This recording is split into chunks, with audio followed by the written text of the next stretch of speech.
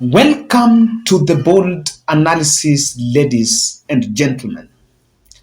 I have followed series of events in Mount Kenya and happen to understand why exactly Rigathi Gachagua is avoiding Mount Kenya region. And if you are in this country, you'll also be apprised that the president is no longer engaging closely with the Mount Kenya clergy that insist we're establishing symbiotic relationship with President William Samoei Ruto. So in this video, we'll try to look at how exactly a weakness on Rigathi Gachagua has been used secretly to dwindle his hopes, to dampen his hopes in Mount Kenya to take over the mantle from former President Uhuru Muigai Kenyatta. Kindly subscribe to our channel. Click the notification bell and like our video. Thank you. I know we've realized we're almost getting to 37,000 subscribers. Asanteni sana, and we're on the way, and we are in the right path. And I want to use the example, the cancellation of Maua Road tender, especially the one that was cutting on Nyeri, Nyandarua sections. I have checked that Kenha cancelled the Mao Mao Road tender for Nyeri to Nyandarua. Remember, that tender is running all the way to Nyandarua and was supposed to connect different centers. And of course, the farmers in Mount Kenya had really the hopes, farmers of Nyandarua, that they will transport their potatoes to Nairobi easily or rather conveniently. I want to use that example to tell you how exactly William Ruto used weakness by Rigathi Gachagua. Let me take at it.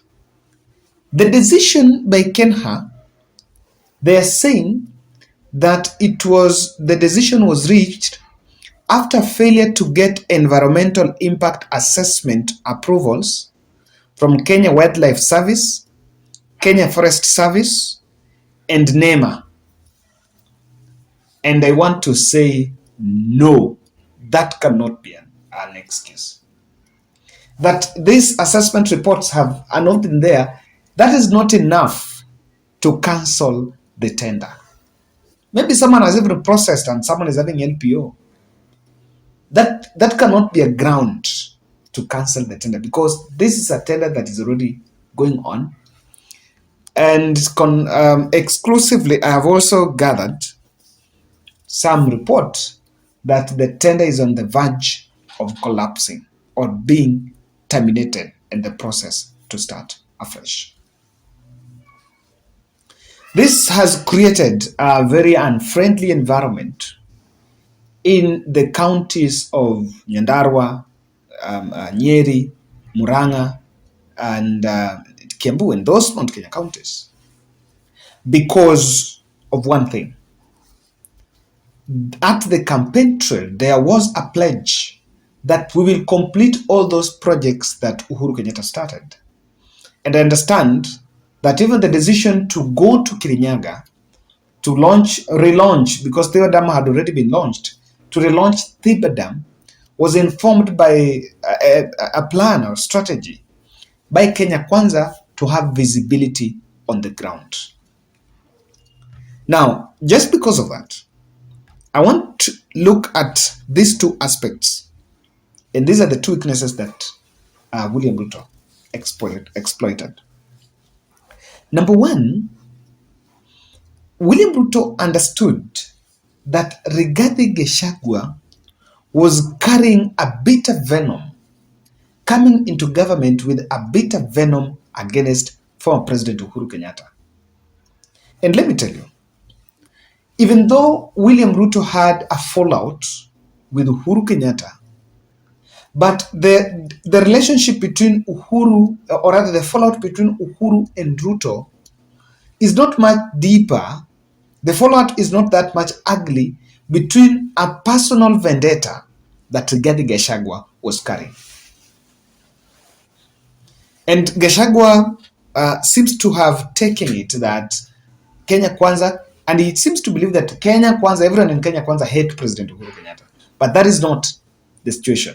So, just from the day of inauguration, he already indoctrinated Gachagua to run with the narrative that the country is broke, they have taken over a dilapidated economy, and the problem, or rather the mess we are in, is because of former President Uhuru Kenyatta. Now, let me tell you how this trick worked. You know, William Ruto is a politician. That's one thing I can tell you. William Ruto is a very shrewd politician. He knew very well that conveniently Gachagua will use that to get an attack line to attack Uhuru Kenyatta. Many instances that when the deputy president is speaking anywhere, he will not fail to mention something about what Uhuru did wrong, something about what Uhuru did not get right. And William Ruto already knew that. So he used that successfully to put Gachagua in the limelight, to already give the country an excuse that we have taken a dilapidated economy. So up and belly, we look at how that has played out in the Mount Kenya equation thing. Now, the second weakness is that Rigathi Gachagua was actually lacking a unifying factor. He is not more into holding the Mount Kenya together, and he understood that. The reason being is that when he was coming into the presidency, he was coming into the Kenya Kwanza government per se. He was already coming as a man that is wealthy, filthy rich, and above everyone. In fact, Gachagua is not a hustler. That's the truth. So because there was no that unifying factor, what William Ruto did, he went and picked Moses Kuria and brought Moses Kuria into the government simply because he didn't want Kuria to be out. Because if Kuria would be out, Kuria would plan a Mount Kenya regrouping. Now, on that ground, every other person that was around Rigathi Gachagua was brought in the government by William Ruto. And so, he lacked the grip of Mount Kenya. Now, how that has played out, the Mao Mao Road cancellation has actually been birthed by a very fresh narrative that the government is broke. And I can tell you that the same president will use his deputy to go to the mountain and tell them that we've cancelled that tender, and maybe it has not yet happened because the government doesn't have money. The truth of the matter here is this, that there are things that cannot be done and may not continue. So there is a lot of contingency plans that are being laid. Someone was making a joke. My good friend Morris was making a joke. That it has reached a point where you'll not be surprised if president will use his own money to do some of these few things. Then as economy grows, that was just in a light note. So he successfully used Gachagua's weak points to set him against the Mount Kenya. And now, those two have been cancelled, and Rigathi Gachagua is now avoiding the place, the tenders. And it's not only that. I think there is also another road in Murang'a. I think I've forgotten the name. Yes, that the contractors are being withdrawn. So they are being withdrawn because the government, they will not want to spend on the capital-intensive projects. And that's true to what was said at the campaign trail. They will not want to focus on the capital-intensive projects because they want to have liquid cash to be put and postured to people as funds. Because, what the biggest challenge is that the Kenyan population is deprived of cash. The pockets are dry. But let me reverse it a bit and say, that perhaps it will not be a very good strategy, because some of these projects employ other people, and when they run, government gets visibility, and of course money also gets to the people's pockets. So that seems to have neutralized or taken down, reduced what Rigathi Gachagua's activity, or rather engagement, in Mount Kenya. This is what the DP is up to. After packaging himself through the campaign trail as a Mount Kenya activist, any other project you see is being framed and packaged as in the favor of Mount Kenya. I saw the when he was actually flagging, when the deputy president was flagging the tea, fertilizers for the tea. Kinda, it was to the tea farmers. And the tea farmers, mostly when we talk about the tea farmers, even though even Kericho there is tea. And most of it was like it was heading to the mountain. And that is what William Ruto is reducing by cancelling some of these multi-billion tenders there. And this strategy works conveniently for the politics of optics, because the problem remains.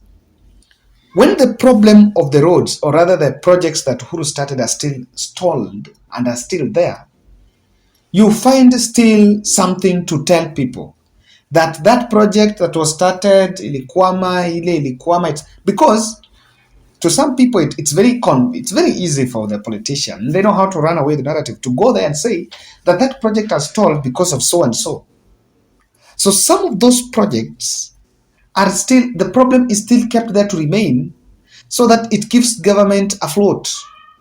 Government still continues saying that hiyo ilikwama, we said we'll start it, and it will still go there and continue, with an intention that perhaps in the right time, the President William Ruto would cook a political mileage after calling for individual intervention to solve the problem. This is what I mean. Here is a tender being cancelled on the ground that there is an assessment report from NEMA, Kenya Forest Service, and the Kenya Wildlife Service, that, and it's not that pesa haiko, that's what they say, it's not that money is not there, but there is an assessment report that is stalling somewhere. These are hiccups that can be erected on the way of that project by the deep state forces. And Ruto's deep state forces will conveniently bring in a problem, make the problem exist, so that when they come to solve it, it would have taken individual intervention of the president. With that, the political advisors of President William Ruto would actually allow him get the benefits, because that is the game. But there needs to be a lot of caution into this, because I have engaged an expert on issues on matters of tender before I did this analysis. And one thing I gathered was that in terms of tendering, there is something called A, B, C, D, E, F. So that ukipata tender umejua yake inafika up to K, then you're gonna pay from person A to K. Someone is telling me something very interesting. So there could be a possibility that some of these tenders, people might use economies, because it was already budgeted. Yeah, it's not on this budget, the previous budget. So people might use these narratives to stall these projects and make sure that they are terminated and re-advertised, and they get to other hands, other friendly hands that can take the proceeds to some other people. Absolutely, that's the nature of how things are done in this country. I'm equally not shocked. So when I saw the residents of the place protesting in the street, I think I saw that video when I was in Nakuru, I said, oh my goodness. William Ruto has successfully set up Rigathi Gachagua by rebellion in the mountain. Why? Rigathi Gachagua is not a pushover. That's one thing. You will take away everything from him. You will take away, you will criticize him, in terms of his mantra in government and the way he's flossing and that, but will not take away the fact that Rigathi Gachagua is not a pushover. Hey, huyu ni mtu, he can turn, and he can move with the people. And I think he has a charisma that really resonates with some people. In fact, Gachagua can easily work with Miguna. So that mantra, Miguna, that's what Rigathi Gachagua is. So he's just trying to manage, because in the event that things don't go, he's a man that would, if anything, was just a first-time MP, really rich. What would really stop him from not questioning William Ruto? And that's why the story of him going to the office on Saturday when the president was away and locking out Musalia Mudavadi still remains one of the interesting ones that I really captured in this country. Ladies and gentlemen, that's it. And my position is very clear. The tender is not being cancelled on those other reasons. It's strategic. And Rigathi Gachagua has been fried because of the weakness to attack the former president Uhuru Kenyatta. That's my bold.